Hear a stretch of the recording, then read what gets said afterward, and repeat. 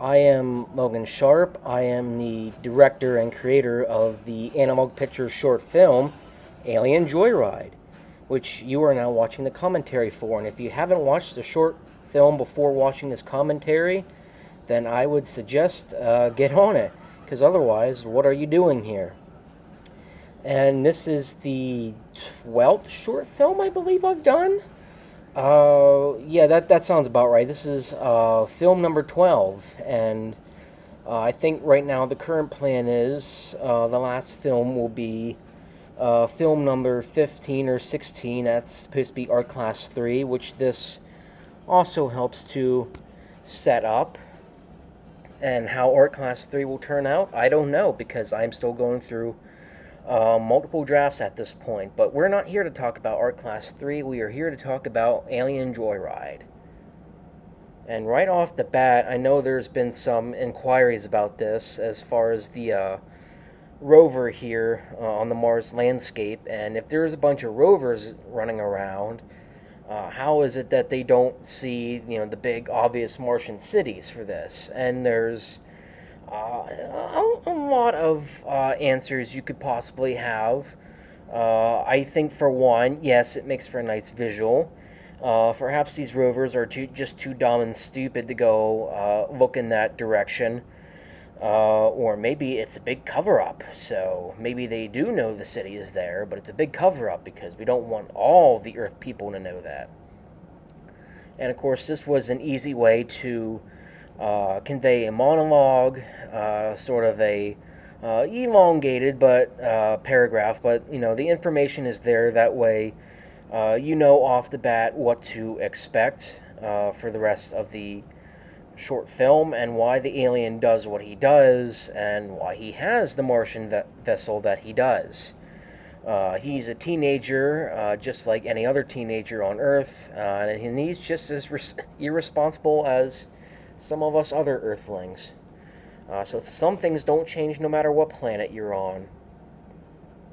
And a lot of the special effects were green screen templates for the most part. Very little of it was from me. And as far as the spaceship is concerned, I did have two models, one bigger and one smaller, made for this short film. But I ended up going almost all digital because, for whatever reason, the green screen for the models, it just did not look right. It did not turn out well at all. I think I used the bigger model briefly in one shot, and I'll make sure to point that out later. But unfortunately, it did not turn out the way I was hoping for. I was hoping to go for an old school practical approach. That didn't happen. So the things you learn while making a film, I guess. But yeah, we only have one practical model in here.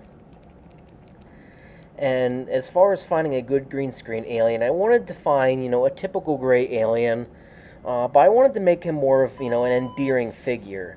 I didn't want something, grotesque or freaky or ugly or anything like that, or else the audience isn't gonna, not gonna want to like the character because he looks a bit off.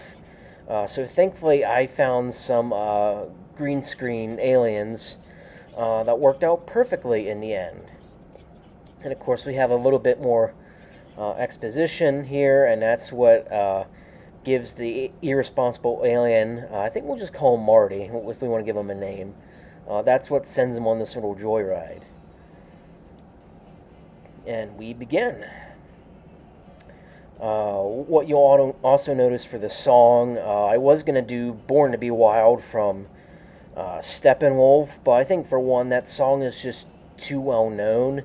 And it would have been a bigger copyright strike on YouTube. Not to mention the fact that Free Ride by Audio Adrenaline wouldn't have been. It's more unknown. It wouldn't have had much of a copyright strike going against it, which is kind of nice. It's more of the I shouldn't say obscure, but maybe a little more unknown. And here is the obvious Burkett Fleming cameo. If you watch my YouTube series, Is It Broke or Fixable? He is, of course, the host for that YouTube series. So that was a little homage here. to Is It Broke or Fixable?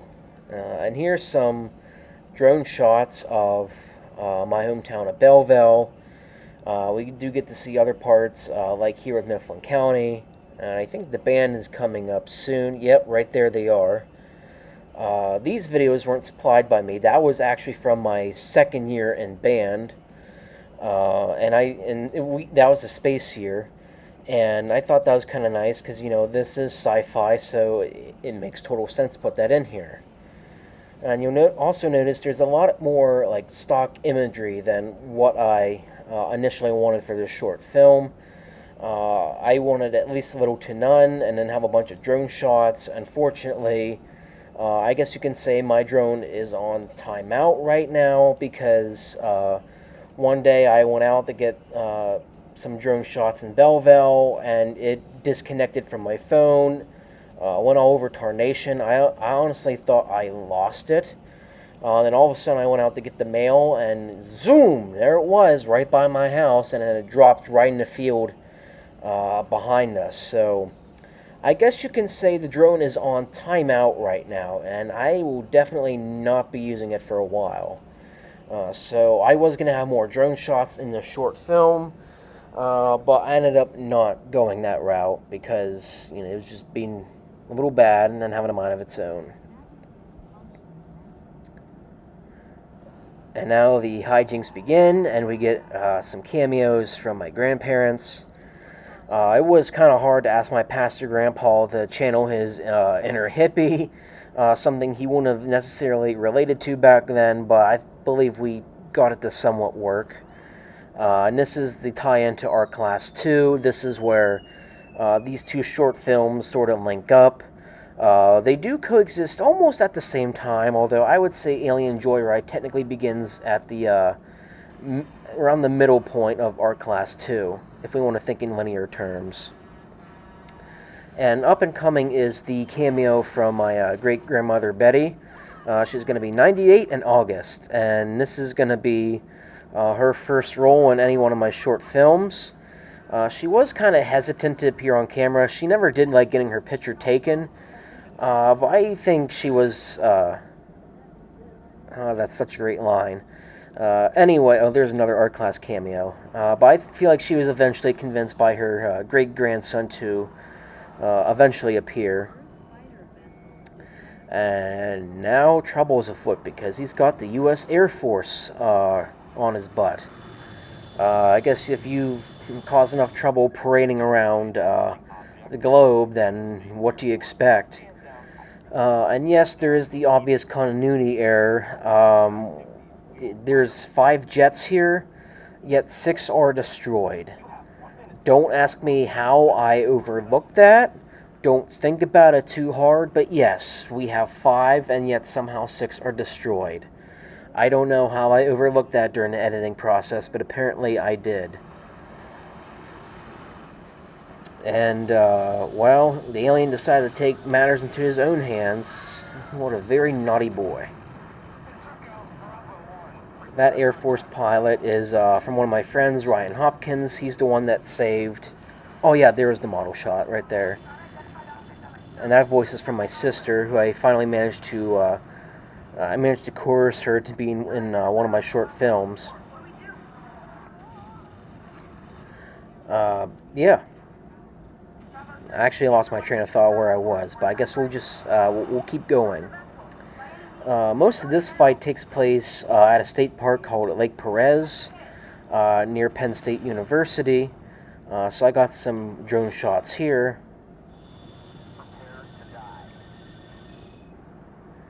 And now we're down to about, I think, 2 pilots. And there's another cameo by me, but I don't really count that one.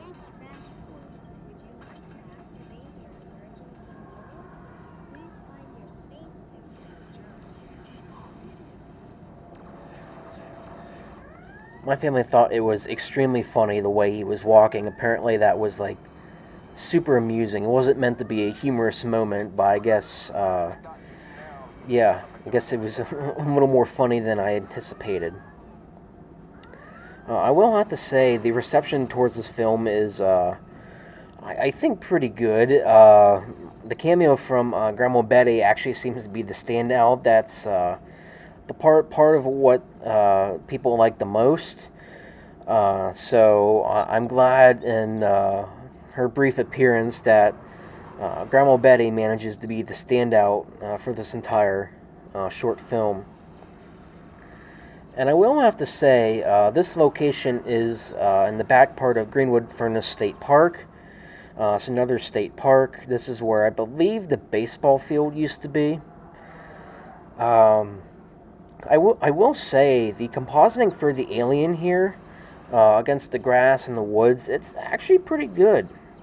And that shot here looks pretty realistic too of the jet. Manages to blend in well. Of course, someone managed to make sure there was a shadow included with the green screen, which also helped.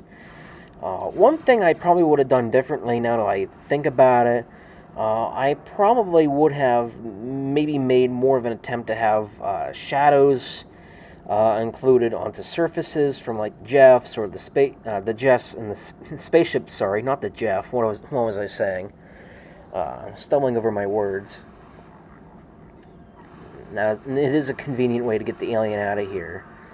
I've been asked questions, how did the jet not know that the other UFO was there? And I kind of look at it, it's sort of like the Jurassic Park moment where the T-Rex just suddenly shows up to save the day. I mean, logically, we would have heard, something like footsteps or him crashing through the building, but the T-Rex is there for the audience's sake to save the day. And as far as the alien's fate, we don't know what will happen to Marty at this point, what his punishment will be for parading around the Earth illegally. I guess we'll have to tune into Art Class 3 to find out what his punishment is. And I think at this point, just about almost all the sharps have been included. You'll also notice there are some people credited in here that actually don't appear in this short film. They do appear in the post-credits scene that was cut down significantly. There is an extended version of the post scene that I did not include for length reasons.